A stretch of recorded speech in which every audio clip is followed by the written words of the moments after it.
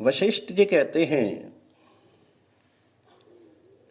पति का ये वचन सुनकर विशाल नेत्रों वाली रानी संध्यावली ने कहा, राजन, आपने पुत्र पर सातों द्वीपों के पालन का भार रख दिया। अब ये मृगों की हिंसा छोड़कर यज्ञों द्वारा भगवान जनार्दन की आराधना करनी चाहिए और भोगों की अभिलाषा त्याग कर देव नदी गंगा का सेवन कीजिए। आपके लिए अब यही न्यायोचित कर्तव्य है। मृगों के प्राण लेना न्याय की बात नहीं है। पुराणों में कहा गया है, अहिंसा परम धर्म है। जो लोग हिंसा में प्रवृत्त होते हैं उनका सारा धर्म व्यर्थ हो जाता है। राजन, विद्वानों ने जीव हिंसा 6 प्रकार की बताई है। पहला हिंसक वह है जो हिंसा का अनुमोदन करता है। दूसरा हिंसक वह है जो जीव को मारता है, जो विश्वास पैदा करके जीव को फंसाता है वह तीसरे प्रकार का हिंसक है, और मारे हुए जीव का मांस खाने वाला चौथा हिंसक है, और उस मांस को पकाकर तैयार करने वाला 5वां हिंसक है, तथा राजन, जो यहां उसका बंटवारा करता है वो 6ठा हिंसक है। विद्वान पुरुषों ने हिंसा युक्त धर्म को अधर्म ही माना है। धर्मात्मा राजाओं में भी मृगों के प्रति दया भाव का होना ही श्रेष्ठ माना गया है। मैंने आपके हित की भावना से ही बार बार आपको मृग्या से, शिकार से रोकने का प्रयत्न किया है।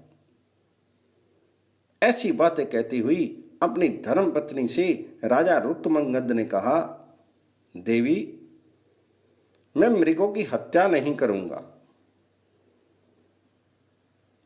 मृग्या बहाने, शिकार के बहाने हाथ में धनुष लेकर वन में विचरण करूंगा। वहां जो प्रजा के लिए कंटक रूप हिंसक जंतु हैं उन्हीं का वध करूंगा। जनपद में मेरा पुत्र रहे और वन में मैं। राजा को हिंसक जंतुओं और लुटेरों से प्रजा की रक्षा करनी चाहिए। अपने शरीर से अथवा पुत्र के द्वारा प्रजा की रक्षा करना अपना धर्म है। जो राजा प्रजा की रक्षा नहीं करता वह धर्मात्मा होने पर भी नरक में जाता है। अतः प्रिय, मैं हिंसा भाव का परित्याग करके जन रक्षा के उद्देश्य से वन में जाऊंगा। रानी संध्यावली से ऐसा कहकर राजा रुक्मंगद अपने उत्तम अश्व पर आरूढ़ हुए। वह घोड़ा पृथ्वी का आभूषण, चंद्रमा के समान ध्वल वरण, अश्व संबंधी दोषों से रहित था। रूप में उच्च श्रवा के समान और वेग में वायु के समान था। राजा रुक्मंगद पृथ्वी को कंपित करते हुए से चले। वे नृपश्रेष्ठ अनेक देशों को पार करते हुए वन में जा पहुंचे। उनके घोड़े के वेग से तिरस्कृत होकर कितने ही हाथी, रथ और घोड़े पीछे छूट जाते थे। वे राजा रुक्मंगद 108 योजन भूमि लांघकर सहसा मुनियों के उत्तम आश्रम पर पहुंच गए। घोड़े से उतरकर उनने आश्रम की रमणीय भूमि में प्रवेश किया, जहां केले के बगीचे आश्रम की शोभा बढ़ा रहे थे। अशोक, बकुल, पुन्नाग तथा सरल अर्थात अर्जुन आदि वृक्षों से वह स्थान घिरा हुआ था। राजा ने उस आश्रम के भीतर जाकर द्विश्रेष्ठ महर्षि वामदेव का दर्शन किया, जो अग्नि के समान तेजस्वी जान पड़ते थे। उन्हें बहुत से शिष्यों ने घेर रखा था। राजा ने मुनि को देखकर उन्हें आदर पूर्वक प्रणाम किया। उन महर्षि ने भी अर्घ्य, पाद्य आदि के द्वारा राजा का सत्कार किया। वह कुश के आसन पर बैठकर हर्ष भरी वाणी से बोले, मुने, आज मेरा पातक नष्ट हो गया। भली भांति ध्यान में तत्पर रहने वाले आप जैसे महात्मा के युगल चरणार विंदों का दर्शन करके मैंने समस्त पुण्य कर्मों का फल प्राप्त कर लिया। राजा रुक्मंगद की यह बात सुनकर वामदेव जी बड़े प्रसन्न हुए और कुशल मंगल पूछकर बोले, राजन, तुम अत्यंत पुण्य आत्मा तथा भगवान विष्णु के भक्त हो। महाभाग, तुम्हारी दृष्टि पड़ने से मेरा ये आश्रम इस पृथ्वी पर अधिक पुण्यमय हो गया। भूमंडल में कौन ऐसा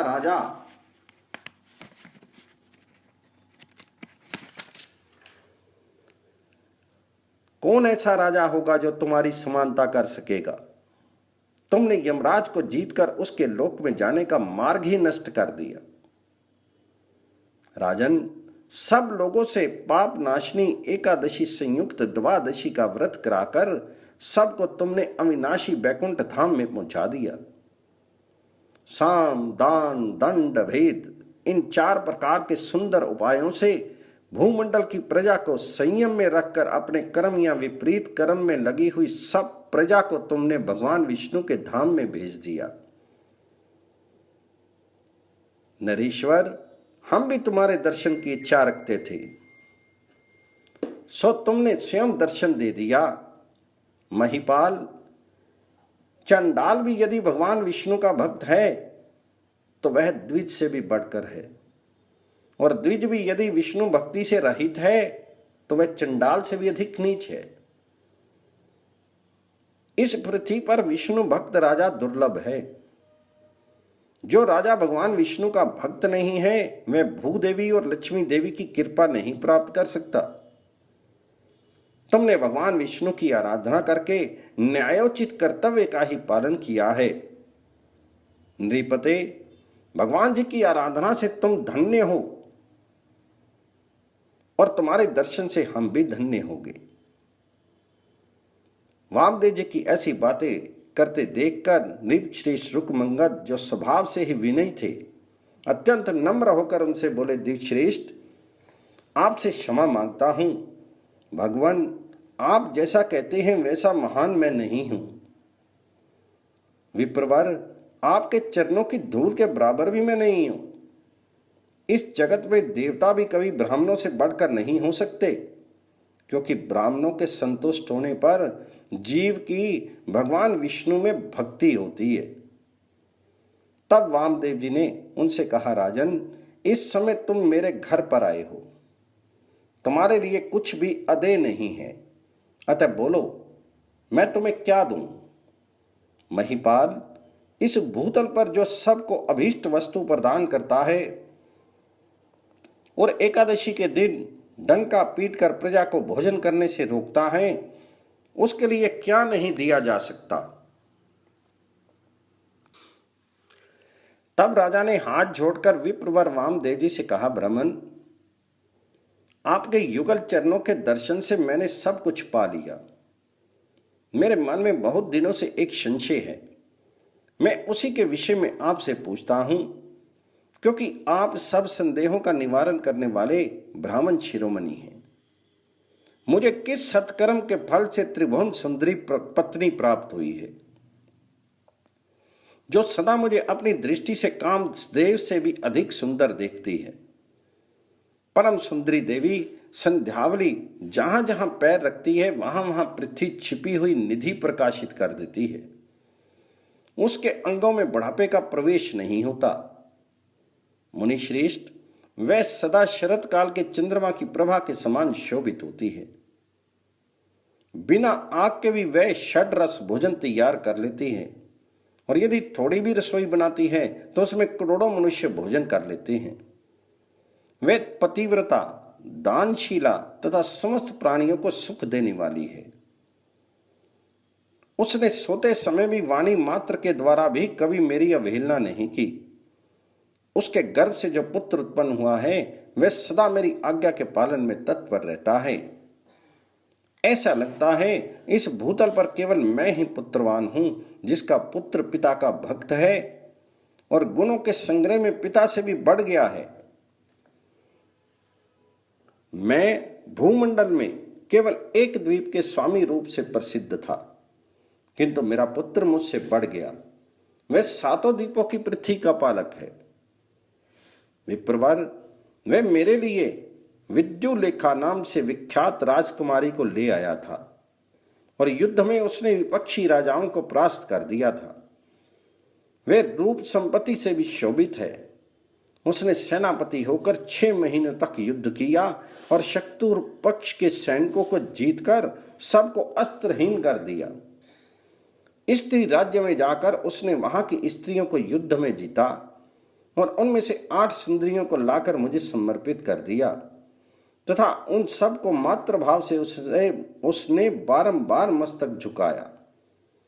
पृथ्वी पर उसने जो जो दिव्य वस्त्र और दिव्य रत्न प्राप्त किए उन सब को लाकर मुझे दे दिया। इससे उसकी माता ने उसकी बड़ी प्रशंसा की। वह एक ही दिन में अनेक योजन विस्तृत समूची पृथ्वी को लांघकर रात को मेरे पैरों में तेल मालिश करने के लिए पुनः घर लौट आता है। आधी रात में मेरे शरीर की सेवा करके वह द्वार पर कवच धारण करके खड़ा हो जाता है और नींद से व्याकुल इंद्रियों वाले सेवकों को जगाता रहता है। मुनिश्रेष्ठ, मेरा ये शरीर भी निरोग रहता है। मुझे अनंत सुख प्राप्त हैं और घर में मेरी प्यारी पत्नी सदा मेरे अधीन रहती है। पृथ्वी पर सब लोग मेरी आज्ञा का पालन करने वाले हैं। किस कर्म के प्रभाव से इस समय मुझे ये सुख मिला है? ये सत्कर्म इस जन्म में किया हुआ है या दूसरे जन्म का है? ब्राह्मण, आप अपनी बुद्धि से विचार करके मेरा पुण्य मुझे बताइए। मेरे शरीर में रोग नहीं है। मेरी पत्नी मेरे वश में रहने वाली है। घर में अनंत ऐश्वर्य है। भगवान जी के चरणों में मेरी भक्ति है। विद्वानों में मेरा आदर है और ब्राह्मणों को दान देने की मुझ में शक्ति है। अतः मैं ऐसा मानता हूं कि ये सब किसी विशेष पुण्य कर्म का फल है। तो वशिष्ठ जी कहते हैं, राजा का ये वचन सुनकर महाज्ञानी मुनीश्वर वामदेव जी ने एक क्षण तक कुछ चिंतन किया। फिर राजा के सुख सौभाग्य का कारण जानकर वे इस प्रकार बोले। वामदेव जी बोले, महिपाल, तुम पूर्व जन्म में शूद्र जाति में उत्पन्न हुए थे। उस समय दरिद्रता तथा दुष्ट भार्या ने तुम्हारा बड़ा तिरस्कार किया था। तुम्हारी स्त्री पर पुरुष का सेवन करती थी। तुम ऐसी स्त्री के साथ बहुत वर्षों तक निवास करते हुए दुख से संतप्त होते रहे।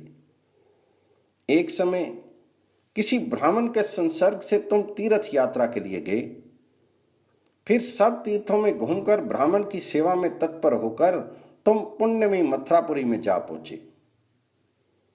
वहां ब्राह्मण देवता के संग से तुमने जमुना जी के सब तीर्थों में उत्तम विश्राम घाट नामक तीर्थ में स्नान करके भगवान वराह के मंदिर में होती हुई पुराण की कथा सुनी, जो अशून्य शयन व्रत के विषय में थी। 4 पारण से जिसकी सिद्धि होती है, जिसका अनुष्ठान कर लेने पर मेघ के समान श्यामवरण देवेश्वर लक्ष्मी भरता जगन्नाथ, जो अशेष पाप राशि का नाश करने वाले हैं, प्रसन्न होते हैं। तुमने अपने घर लौटकर वह पवित्र अशून्य शयन व्रत किया, जो घर में परम अभ्युदय प्रदान करने वाला है। महीपते, श्रावण मास को द्वितीया को ये पुण्य में व्रत ग्रहण करना चाहिए। इससे जन्म मृत्यु और जरावस्था का नाश होता है। इस व्रत में फल फूल धूप लाल चंदन शैयादान वस्त्रदान और ब्राह्मण भोजन आदि के द्वारा लक्ष्मी सहित भगवान विष्णु की पूजा करनी चाहिए। राजन, तुमने ये सब दुष्टर कर्म भी पूरा किया। तुमने जो पहले पुण्य के फल स्वरूप सुख विस्तार पूर्वक बताए हैं, वे इसी व्रत से प्राप्त हुए हैं। सुनो, जिसके ऊपर भगवान जगन्नाथ प्रसन्न ना हो, उसके यहां वे सुख निश्चय ही नहीं हो सकते। राजेंद्र, इस जन्म में भी तुम एकादशी संयुक्त द्वादशी व्रत के द्वारा श्री हरि की पूजा करते हो। इससे तुम्हें निश्चित रूप से भगवान विष्णु का सायुज्य प्राप्त होगा। अब राजा बोले, द्विजश्रेष्ठ, आपकी आज्ञा हो तो मैं मंदराचल पर जाने को उत्सुक हूं। राज्य शासन का गुरुतर भार अपने पुत्र के ऊपर छोड़कर मैं हल्का हो गया हूं। अब मेरे कर्तव्य का पालन मेरा पुत्र करेगा। राजा की बात सुनकर वामदेव जी इस प्रकार बोले, नृपश्रेष्ठ, पुत्र का यह सबसे महान कर्तव्य है कि वह सदा प्रेम पूर्वक पिता को क्लेश से मुक्त करता रहे। जो मन, वाणी और शीर की शक्ति से सदा पिता की आज्ञा का पालन करता है, उसे प्रतिदिन गंगा स्नान का फल मिलता है। जो पिता की आज्ञा का उल्लंघन करके गंगा स्नान करने के लिए भी जाता है, उस पुत्र की शुद्धि नहीं होती। ये वैदिक श्रुति का कथन है। तुम इच्छा अनुसार यात्रा करो, तुमने अपना सब कर्तव्य पूरा कर लिया। मुनि के ऐसा कहने पर श्रीमान राजा रुक्मंगद घोड़े पर चढ़कर शीघ्र गति से चले, मानो साक्षात वायुदेव जा रहे हों। मार्ग में अनेकानेक पर्वत, वन, नदी, सरोवर, उपवन आदि संपूर्ण आश्चर्य में हृदयों को देखते हुए वे राजाधिराज रुक्मंगद थोड़े ही समय में श्वेतगिरि, गंधमादन और महामेरु को लांघकर उत्तर कुरुवर्ष की ओर देखते हुए मंदराचल पर्वत पर जा पहुंचे, जो सब ओर से स्वर्ण से आच्छादित था। वहां बहुत से निर्झर झर रहे थे। अनेकानेक कंदराएं उस पर्वत की शोभा बढ़ा रही थी। शस्त्रों नदियों से पूर्ण मंदराचल गंगा जी के शुभ जल से भी प्रक्षालित हो रहा था। ये सब देखते हुए राजा रुक्मंगद उस महापर्वत के समीप जा पहुंचे। तत्पश्चात उन्होंने समस्त मृग आदि पशुओं और पक्षियों के समुदाय को एक संगीत की ध्वनि से खींचकर शीघ्रतापूर्वक एक ओर जाते देखा।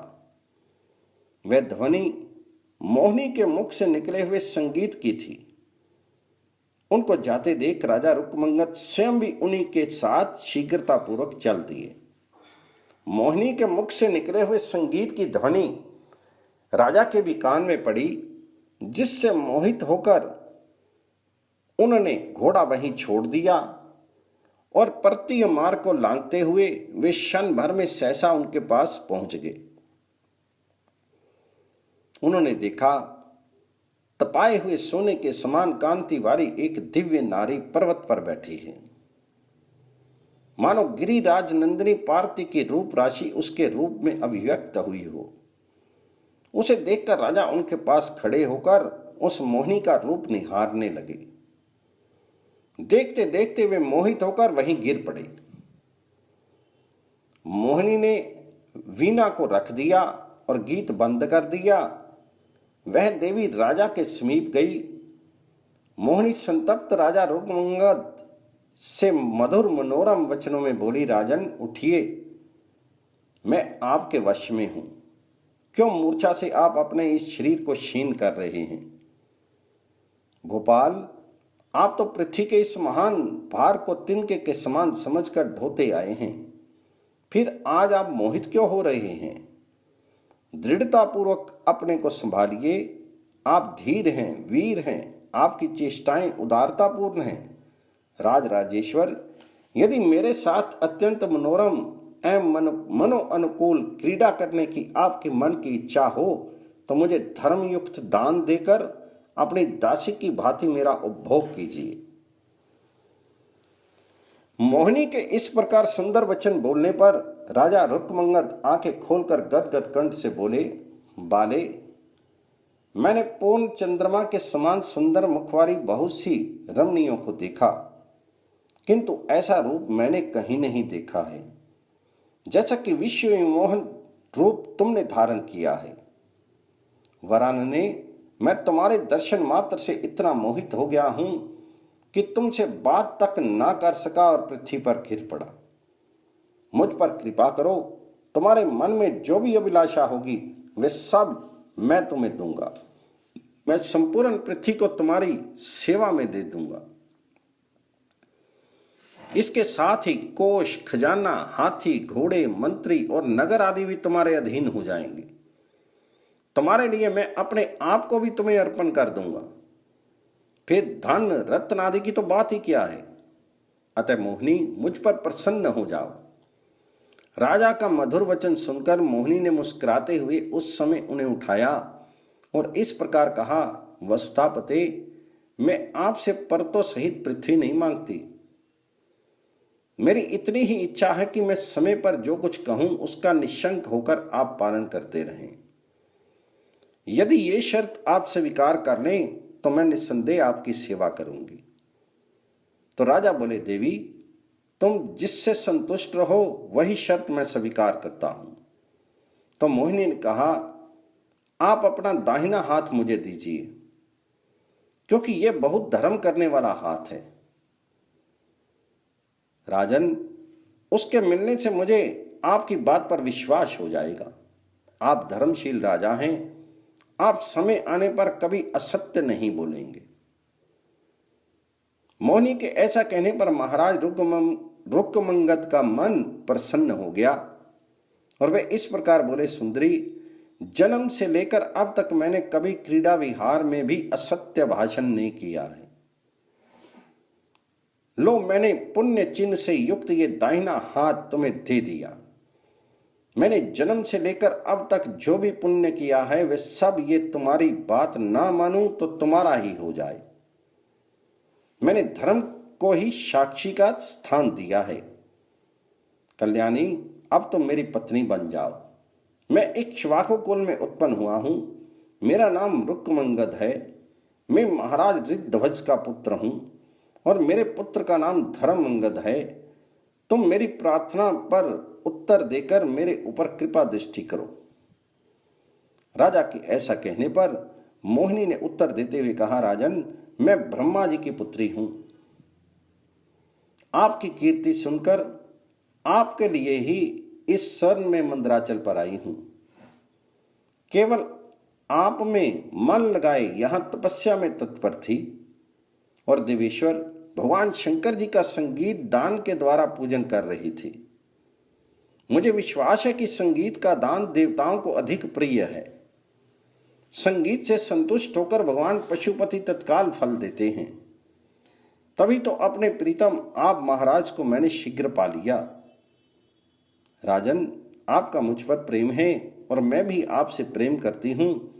राजा से ऐसा कहकर मोहिनी ने उनका हाथ पकड़ लिया। तदंतर राजा को उठाकर मोहिनी बोली, महाराज, मेरे प्रति कोई शंका ना कीजिए। मुझे कुमारी एवं पाप रहित जानिए। महिपाल, ग्रह सूत्र में बताई हुई विधि के अनुसार मेरे साथ विवाह कीजिए। यदि अविवाहिता कन्या गर्भ धारण कर ले तो वह सब वर्णों में निंदित चंडाल पुत्र को जन्म देती है। पुराण में विद्वान पुरुषों ने 3 प्रकार के चंडाल योनि मानी है। एक तो वह जो कुमारी कन्या से उत्पन्न हुआ हो। दूसरा वह जो विवाहिता होने पर भी सगोत्र कन्या के पेट से पैदा हुआ हो। नृपश्रेष्ठ, शूद्र के तेज द्वारा ब्राह्मणी के गर्भ से उत्पन्न हुआ पुत्र तीसरे प्रकार का चंडाल है। महाराज, इस प्रकार मुझ कुमारी के साथ आप विवाह कर लें। तब राजा रुक्मंगद ने मंदराचल पर उस चपल नैना मोहिनी के साथ विधि पूर्वक विवाह किया और उसके साथ हंसते हुए से रहने लगे। राजा ने कहा, वरानने, स्वर्ग की प्राप्ति भी मुझे वैसा सुख नहीं दे सकती जैसा सुख इस मंदराचल पर्वत पर तुम्हारे मिलने से प्राप्त हो रहा है। बाले, तुम यहीं मेरे साथ रहोगी या मेरे राजमहल में? राजा रुक्मंगद की बात सुनकर मोहिनी ने अनुराग पूर्वक मधुरवाणी से कहा, राजन, जहां आपको सुख मिले वहीं मैं भी रहूंगी। स्वामी का निवास स्थान धन वैभव से रहित हो तो भी पत्नी को वही निवास करना चाहिए। उसके लिए पति के सामीप्य को ही स्वर्ण में और मेरु पर्वत बनाया गया है। नारी के लिए पति के निवास स्थान को छोड़कर अपने पिता के घर भी रहना वर्जित है।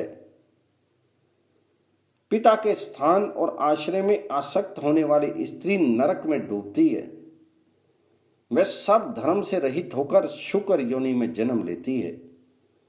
इस प्रकार पति के निवास स्थान से अन्यत्र रहने में जो दोष है उसे मैं जानती हूं, अतः मैं आपके साथ ही चलूंगी। सुख में और दुख में आप ही मेरे स्वामी हैं। मोहिनी का यह कथन सुनकर राजा का हृदय प्रसन्नता से खिल उठा वे उस सुंदरी को हृदय से लगाकर बोले, प्रिय, मेरी समस्त पत्नियों में तुम्हारा स्थान सर्वोपरि होगा। मेरे घर में तुम प्राणों से भी अधिक प्रिय बनकर रहोगी। आओ अब हम लोग सुखपूर्वक राजधानी की ओर चलें। राजा रुक्मंगद ने जब ऐसी बात कही तब चंद्रमा के समान मुख वाली मोहिनी उस पर्वत की शोभा को अपने साथ खींचती हुई राजा रुक्मंगद के साथ राजधानी की ओर चल पड़ी। वशिष्ठ जी कहते हैं, राजन, वे दोनों पति पत्नी मंदराचल के शिखर से पृथ्वी की ओर प्रस्थित हुए। मार्ग में अनेकों मनोहर पर्वतीय दृश्यों को देखते हुए क्रमशः नीचे उतरने लगे। पृथ्वी पर आकर राजा ने अपने श्रेष्ठ घोड़े को देखा, जो वज्र के समान कठोर टापों से धरती को वेग पूर्वक खोद रहा था। उस भूभाग के भीतर एक छिपकली रहती थी। वह तीखी टाप से वह घोड़ा धरती खोद रहा था। उसी समय वह छिपकली वहां से निकलकर जाने लगी। इतने में ही टाप के आघात से उसका शरीर विदीर्ण हो गया। दयालु राजा रुक्मंगद ने जब उसकी ये दिशा देखी तो वे बड़े वेग से दौड़े और वृक्ष के कोमल पत्ते से उन्होंने स्वयं उसे खुर के नीचे से उठाया और घास तथा तृण से भरी हुई भूमि पर रख दिया। तत्पश्चात उसे मूर्छित देख मोहिनी से बोली, सुंदरी, शीघ्र पानी ले आओ। कमल लोचने, ये छिपकली कुचलकर मूर्छित हो गई है, इसे उस जल से सींचूंगा। स्वामी की आज्ञा से मोहिनी शीघ्र शीतल जल ले आई। राजा ने उस जल से बेहोश पड़ी हुई छिपकली को सींचा। शीतल जल के अभिषेक से उसकी खोई हुई चेतना फिर लौट आई। किसी प्रकार की चोट क्यों ना हो, सब में शीतल जल से सींचना उत्तम माना गया है, अथवा भीगे हुए वस्त्र से सहसा उस पर पट्टी बांधना हितकर माना गया है। जब छिपकली चेत हुई तो राजा को सामने खड़े देख वेदना से पीड़ित तो धीरे धीरे इस प्रकार मनुष्य की बोली में बोली, महाबालु रुक्मंगद, मेरा पूर्व जन्म का चरित्र सुनिए। रमणीय शाकल नगर में मैं एक ब्राह्मण की पत्नी थी। मुझ में रूप था, जवानी थी, तो भी मैं अपने स्वामी की अत्यंत प्यारी नहीं हो सकी। वे सदा मुझसे द्वेष रखते और मेरे प्रति कठोरतापूर्ण बातें कहते थे। तब मैंने क्रोध युक्त होकर वशीकरण औषध प्राप्त करने के लिए ऐसी स्त्रियों से सलाह ली जिन्हें उनके पतियों ने कभी त्याग दिया था और फिर वे उनके वश में हो गए थे। भोपाल, मेरे पूछने पर उन स्त्रियों ने कहा, तुम्हारे पति अवश्य वश में हो जाएंगे। उनका एक उपाय है, यहाँ एक सन्यासिनी रहती है, उन्हीं की दी हुई दवाओं से हमारे पति वश में हुए थे। वरारोहे, तुम भी उन्हीं सन्यासिनी जी से पूछो, वे तुम्हें कोई अच्छी दवा दे देंगी, तुम उन पर संदेह नहीं करना। तब उन स्त्रियों के कहने से मैं तुरंत वहां उनके पास पहुंची और उनसे चूर्ण और रक्षा सूत्र लेकर अपने पति के पास लौट आई और प्रदोष काल में दूध के साथ वह चूर्ण स्वामी को पिला दिया। साथ ही रक्षा सूत्र उनके गले में बांध दिया। जिस दिन स्वामी ने वह चूर्ण पिया, उसी दिन से उसे क्षय का रोग हो गया और वे प्रतिदिन दुबले होने लगे। उनके गुप्त अंग में घाव हो जाने से उसमें दूषित वर्ण जनित कीड़े पड़ गए। कुछ ही दिन बीतने पर मेरे स्वामी तेजोहीन हो गए। उनकी इंद्रियां व्याकुल हो उठी। वे दिन रात क्रंदन करते हुए मुझसे बार बार कहने लगे, सुंदरी, मैं तुम्हारा दास हूँ, तुम्हारी शरण में आया हूँ, अब कभी पराई स्त्री के पास नहीं जाऊंगा, मेरी रक्षा करो। उनका वह रोदन सुनकर मैं उन तापसी के पास गई और पूछा, मेरे पति किस प्रकार सुखी होंगे। तब उन्होंने उनके दाह की शांति के लिए दूसरी दवा दी। उस दवा को पिला देने पर मेरे पति तत्काल स्वस्थ हो गए। तब से मेरे स्वामी मेरे अधीन हो गए और मेरे कथन के अनुसार चलने लगे। तदनंतर कुछ काल के बाद मेरी मृत्यु हो गई और मैं नरक यात्रा में पड़ी। मुझे तांबे के भांड में रखकर 15 युगों तक जलाया गया। जब थोड़ा सा पातक शेष रह गया तो मैं इस पृथ्वी पर उतारी गई और यमराज ने मेरा छिपकली का रूप बना दिया। उस रूप में यहाँ रहते हुए मुझे 10,000 वर्ष बीत गए। यदि कोई दूसरी युवती भी पति के लिए वशीकरण का प्रयोग करती है तो उसके सारे धर्म व्यर्थ हो जाते हैं और वह दुराचारणी स्त्री तांबे के भांड में जलाई जाती है पति ही नारी का रक्षक है, पति ही गति है तथा पति ही देवता और गुरु है। जो उसके ऊपर वशीकरण का प्रयोग करेगी वह कैसे सुख पा सकती है। ये तो सैकड़ों बार पशु पक्षियों की योनि में जन्म लेती है और अंत में गलित कोढ़ के रोग से युक्त स्त्री होती है। अतः महाराज, स्त्री को सदा अपने स्वामी के आदेश का पालन करना चाहिए। आज मैं आपकी शरण में आई हूँ। यदि आप विद्या द्वादशी जनित पुण्य देकर मेरा उद्धार नहीं करेंगे तो मैं फिर पातक युक्त कुत्सित योनि में ही पड़ जाऊंगी। आपने जो सरयू और गंगा के पाप नाशक एवं पुण्य में संगम तीर्थ में श्रवण नक्षत्र युक्त द्वादशी का व्रत किया है, वह पुण्य में तिथि प्रेत योनि से छुड़ाने वाली तथा मनोवांछित फल देने वाली है। उस तिथि को जो मनुष्य घर में रहकर भी भगवान श्री हरि का स्मरण करते हैं, उन्हें भगवान सब तीर्थों के फल की प्राप्ति करा देते हैं। विद्या के दिन जो दान जप होम और देव आराधन आदि किया जाता है वह सब अक्षय होता है, जिसका ऐसा उत्कृष्ट फल है। उसी का पुण्य मुझे दीजिए। द्वादशी का उपवास करके त्रयोदशी को पारण करने पर मनुष्य उस एक उपवास के बदले 12 वर्षों के उपवास का फल पाता है। अब इस पृथ्वी पर धर्म के साक्षात स्वरूप तथा यमराज के मार्ग का विध्वंस करने वाले हैं। दया करके मुझ दुखिया का उद्धार कीजिए। तो उसकी बात सुनकर मोहिनी बोली, प्रभु, मनुष्य अपने ही किए का सुख और दुख रूप फल भोगता है। अतः स्वामी के प्रति दुष्ट भाव रखने वाली इस पापनी से अपना क्या प्रयोजन है, जिसने रक्षा सूत्र और चूर्ण आदि के द्वारा पति को वश में कर रखा था। इस पापनी को छोड़िए। अब हम दोनों नगर की ओर चलें।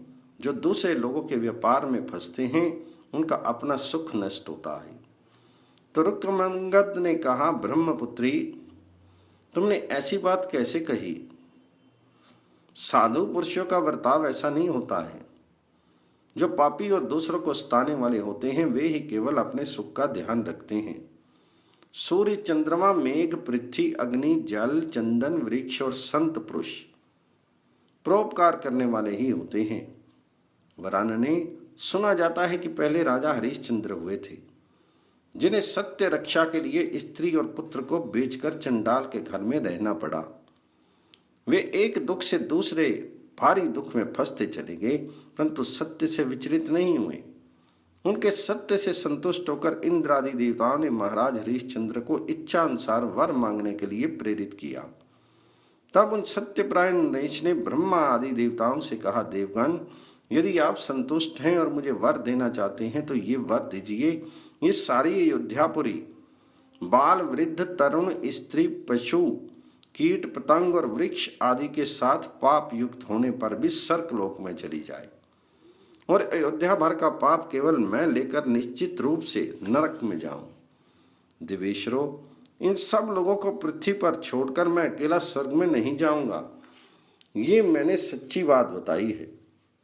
उनकी ये दृढ़ता जानकर इंद्रादि देवताओं ने आज्ञा दे दी कि उन्हीं के साथ वह सारी पूरी स्वर्गलोक में चली गई। देवी, महर्षि दधीची ने देवताओं को दैत्यों से परास्त सुनकर दयावश उनके उपकार के लिए अपने शीर की हड्डियां तक दे दी। पूर्व काल में राजा शिवी ने कबूतर की प्राण रक्षा के लिए भूखे बाज को अपना मांस दे दिया। प्राचीन काल में इस पृथ्वी पर जीमूत वाहन नाम से प्रसिद्ध एक राजा हो गए हैं, जिन्होंने एक सर्प की प्राण रक्षा के लिए अपना जीवन समर्पित कर दिया था। इसलिए देवी, राजा को सदा दयालु होना चाहिए। शुभे, बादल पवित्र और अपवित्र स्थान में भी समान रूप से वर्षा करता है। चंद्रमा अपनी शीतल किरणों से चंडालों और पतितों को भी आनंद प्रदान करता है। अतः सुंदरी, इस दुखिया छिपकली को मैं उसी प्रकार अपना पुण्य देकर उद्धार करूंगा जैसा राजा याति का उद्धार उसके नातियों ने किया था। इस प्रकार मोहिनी की बात का खंडन करके राजा ने छिपकली से कहा, मैंने विद्या का पुण्य तुम्हें दे दिया। अब तुम समस्त पापों से रहित होकर विष्णु लोक को चली जाओ। भोपाल, राजा रुक्मंगद के ऐसा कहने पर उस स्त्री ने सहसा छिपकली के उस पुराने शरीर का त्याग दिया और दिव्य श्री धारण करके दिव्य वस्त्र आभूषणों से विभूषित होकर वे 10 दिशाओं को प्रकाशित करती हुई राजा की आज्ञा लेकर अद्भुत वैष्णव धाम को चली गई। वे वैकुंठ धाम योगियों के लिए भी अगम्य है। वहां अग्नि आदि का प्रकाश काम नहीं देता। वे स्वयं प्रकाश, श्रेष्ठ, वर्णीय और परमात्म स्वरूप है। अतः राजन, ये अग्नि को भी प्रकाश देने वाली विद्या द्वादशी, वामन द्वादशी संपूर्ण जगत को प्रकाश देने के लिए प्रकट हुई है। वशिष्ठ जी कहते हैं, छिपकली को पाप से मुक्त करके राजा रुकमंगद बड़े प्रसन्न हुए और वे मोहिनी से हंसते हुए बोले, घोड़े पर शीघ्र सवार हो जाओ। राजा की बात सुनकर मोहिनी वायु के समान वेग वाले उस अश्व पर पति के साथ सवार हुई। राजा रुकमंगद बड़े हर्ष के साथ मार्ग में आए। वृक्ष, पर्वत, नदी, अत्यंत विचित्र वन, नाना प्रकार के मृग, ग्राम, दुर्ग, देश, शुभ नगर, विचित्र सरोवर तथा मनोरम परम मनोहर भूभाग का दर्शन करते हुए वैदिश नगर में आए, जो उनके अपने अधीन था। गुप्तचरों के द्वारा महाराज के आगमन का समाचार सुनकर राजकुमार धर्मअंगद हर्ष में भर गए और अपने वशवर्ती राजाओं से पिता के संबंध में इस प्रकार बोले, नृपवरो, मेरे पिता का अश्व इधर आ पहुंचा है, इसलिए हम सब लोग महाराज के सम्मुख चलें। जो पुत्र पिता के आने पर उनकी आगवानी के लिए सामने नहीं आता, वह 14 इंद्रों के राज्य काल तक घोर नरक में पड़ा रहता है। पिता के स्वागत के लिए सामने जाने वाले पुत्र को पग पग पर यज्ञ का फल प्राप्त होता है, ऐसा पौराणिक द्विज कहते हैं। अतः उठिए, मैं आप लोगों के साथ पिताजी को प्रेम पूर्वक प्रणाम करने के लिए चल रहा हूं, क्योंकि ये मेरे लिए देवताओं के भी देवता हैं। तदंतर उन सब राजाओं ने तथास्तु कहकर धर्मअंगद की आज्ञा स्वीकार की। फिर राजकुमार धर्मअंगद उन सब के साथ 1 कोस तक पैदल चलकर पिता के सम्मुख गए। मार्ग में दूर तक बढ़ जाने के बाद उन्हें राजा रुकमंगद मिले। पिता को पाकर धर्मअंगद ने राजाओं के साथ धरती पर मस्तक रखकर भक्ति भाव से उन्हें प्रणाम किया। महाराज रुकमंगद ने देखा कि मेरा पुत्र प्रेमवश अन्य सब नरेशों के साथ स्वागत के लिए आया है और प्रणाम कर रहा है। तब वे घोड़े से उतर पड़े और अपनी विशाल भुजाओं से पुत्र को उठाकर उन्होंने हृदय से लगा लिया। उसका मस्तक सूंघा और उस समय धर्मअंगद ने इस प्रकार कहा, पुत्र, तुम समस्त प्रजा का पालन करते हो ना? शत्रुओं को दंड तो देते हो ना? खजाने को न्याय उपार्जित धन से भरते रहते हो ना? ब्राह्मणों को अधिक संख्या में स्थित वृत्ति तुमने दी है ना? तुम्हारा शील स्वभाव सबको रुचिकर प्रतीत होता है ना? तुम किसी से कठोर बातें तो नहीं कहते? अपने राज्य के भीतर प्रत्येक पुत्र पिता की आज्ञा का पालन करने वाला है ना? बहुएं सास का कहना मानती है ना? अपने स्वामी के अनुकूल चलती है ना? तिनके और घास से भरी हुई गोचर भूमि में जाने से गऊओं को रोका तो नहीं जाता? अन्न आदि के तोल और माप आदि का तुम सदा निरीक्षण तो करते हो ना? बस किसी बड़े कुटुंब वाले गृहस्थ को उस पर अधिक कर लगाकर कष्ट तो नहीं देते? तुम्हारे राज्य में कहीं भी मद्रापान और जुआ आदि का खेल तो नहीं होता?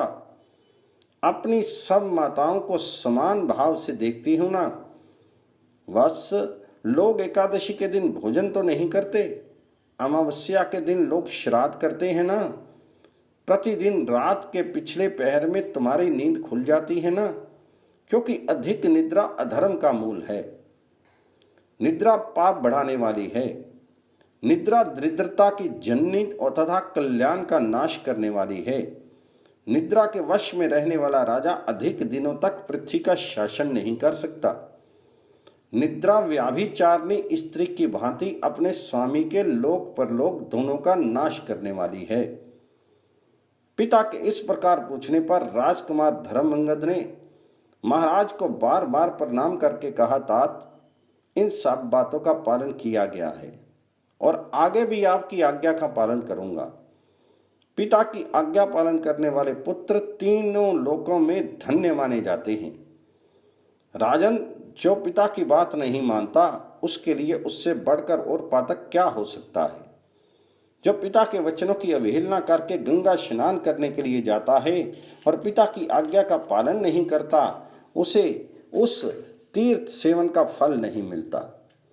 मेरा ये शरीर आपके अधीन है, मेरे धर्म पर भी आपका अधिकार है और आप ही मेरे सबसे बड़े देवता हैं। अनेकों राजाओं से घिरे हुए अपने पुत्र धर्मंगद की ये बात सुनकर महाराज रुक्मंगद ने पुनः उसे छाती से लगा लिया और इस प्रकार कहा, बेटा तुमने ठीक कहा है, क्योंकि तुम धर्म के ज्ञाता हो। पुत्र के लिए पिता से बढ़कर दूसरा कोई देवता नहीं है। बेटा तुमने अनेक राजाओं से सुरक्षित 7 द्वीप वाली पृथ्वी को जीतकर जो उसकी भली भांति रक्षा की है, इससे तुमने मुझे अपने मस्तक पर बिठा लिया। लोक में यही सबसे बड़ा सुख है, यही अक्षय स्वर्ग लोक है कि पृथ्वी पर पुत्र अपने पिता से अधिक यशस्वी हो। तुम सद्गुण पर चलने वाले तथा समस्त राजाओं पर शासन करने वाले हो। तुमने मुझे कृतार्थ कर दिया, ठीक उसी तरह जैसे शुभ एकादशी तिथि ने मुझे कृतार्थ किया है। पिता की ये बात सुनकर राजपुत्र धर्मंगद ने पूछा, पिताजी सारी संपत्ति मुझे सौंपकर आप कहाँ चले गए थे? ये कांतिमय देवी किस स्थान पर प्राप्त हुई? महिपाल, मालूम होता है कि साक्षात गिरिराज नंदिनी उमा है अथवा क्षीर सागर कन्या लक्ष्मी है। अहो ब्रह्मा जी रूप रचना में कितने कुशल हैं, जिन्होंने ऐसी देवी का निर्माण किया। राजराजेश्वर, ये स्वर्ण गौरी देवी आपके घर की शोभा बढ़ाने योग्य है। यदि इसकी जैसी माता मुझे प्राप्त हो जाए तो मुझसे बढ़कर पुण्य आत्मा कौन होगा। तो वशिष्ठ जी कहते हैं, धर्मंगद की बात सुनकर रुक्मंगद को बड़ी प्रसन्नता हुई। वे बोले, बेटा सचमुच ये तुम्हारी माता है, ये ब्रह्मा जी की पुत्री है। इन्होंने बाल्य अवस्था से ही मुझे प्राप्त करने का निश्चय लेकर देवगिरी पर कठोर तपस्या प्रारंभ की थी। आज से 15 दिन पूर्व मैं घोड़े पर सवार होकर अनेक धातुओं से शोभित गिरि श्रेष्ठ मंद्राचल पर गया था। उन्हीं के शिखर पर यह बाला भगवान महेश्वर को प्रसन्न करने के लिए संगीत सुना रही थी। वहीं मैंने इस सुंदरी का दर्शन किया और इसने कुछ प्रार्थना के साथ मुझे पति रूप में वरण किया। मैंने भी इसे दाहिना हाथ देकर इसकी मुंह मांगी वस्तु देने की प्रतिज्ञा की और मंद्राचल के शिखर पर ही विशाल नेत्रों वाली ब्रह्मपुत्री को अपनी पत्नी बनाया। फिर पृथ्वी पर उतरकर घोड़े पर चढ़ा और अनेक पर्वत, देश, सरोवर तथा एवं नदियों को देखता हुआ 3 दिनों में वेग पूर्वक चलकर तुम्हारे समीप आया हूं। पिता का ये कथन सुनकर शत्रुदमन धर्मंगद ने घोड़े पर चढ़ी हुई माता के उद्देश्य से धरती पर मस्तक रखकर प्रणाम करते कहा, देवी आप मेरी माँ हैं, प्रसन्न होइए, मैं आपका पुत्र दास हूं। माता, अनेक राजाओं के साथ मैं आपको प्रणाम करता हूं। राजन, मोहिनी राजपुत्र धर्म अंगद को धरती पर गिरकर प्रणाम करते देख घोड़े से उतर पड़ी और उसने दोनों बाहों से उसे उठाकर हृदय से लगा लिया। फिर कमल नयन धर्मंगद ने मोहिनी को अपनी पीठ पर पैर रखकर उस उत्तम घोड़े पर चढ़ाया। इस विधि से उसने पिता को भी घोड़े पर बिठाया। तत्पश्चात राजकुमार धर्मंगद अन्य राजाओं से घिरकर पैदल ही चलने लगे। अपनी माता मोहिनी को देखकर उसके शीर में हर्ष अतिरेक से रोमांच हो आया और मेघ के समान गंभीर वाणी में अपने भाग्य की सराहना करते हुए वे इस प्रकार बोले, एक माता को प्रणाम करने पर पुत्र को समूची पृथ्वी की परिक्रमा का फल प्राप्त होता है। इसी प्रकार बहुत सी माताओं को प्रणाम करने पर मुझे महान पुण्य की प्राप्ति होगी। राजाओं से घिरकर इस प्रकार की बातें करते हुए धर्मंगद ने परम समृद्धिशाली रमणीय वैदिश नगर में प्रवेश किया। मोहिनी के साथ घोड़े पर चढ़े हुए राजा रुक्मंगद भी तत्काल वहां जा पहुंचे। तदंतर राजमहल के समीप पहुंचकर परिचारकों से पूजित होकर राजा घोड़े से उतर गए और मोहिनी से इस प्रकार बोले, सुंदरी, तुम अपने पुत्र धर्मंगद के घर में जाओ।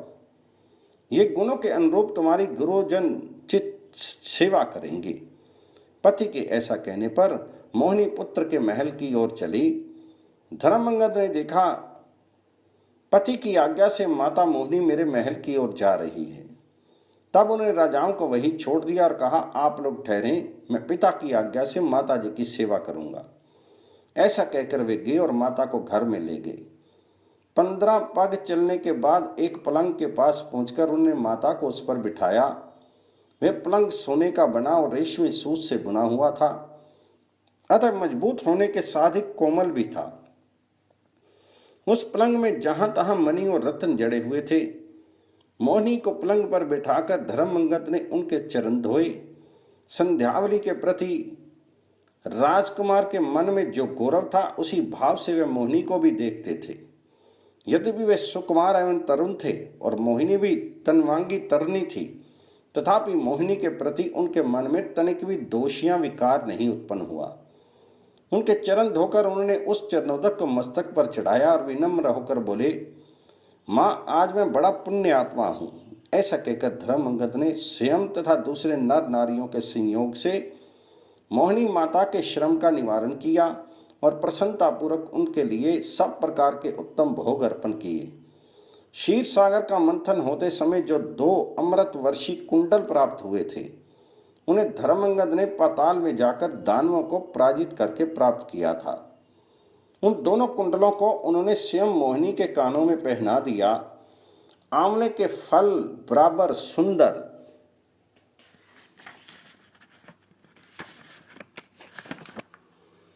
मोती के 1008 दानों का बना हुआ सुंदर हार मोहिनी देवी के वक्षस्थल पर धारण कराया।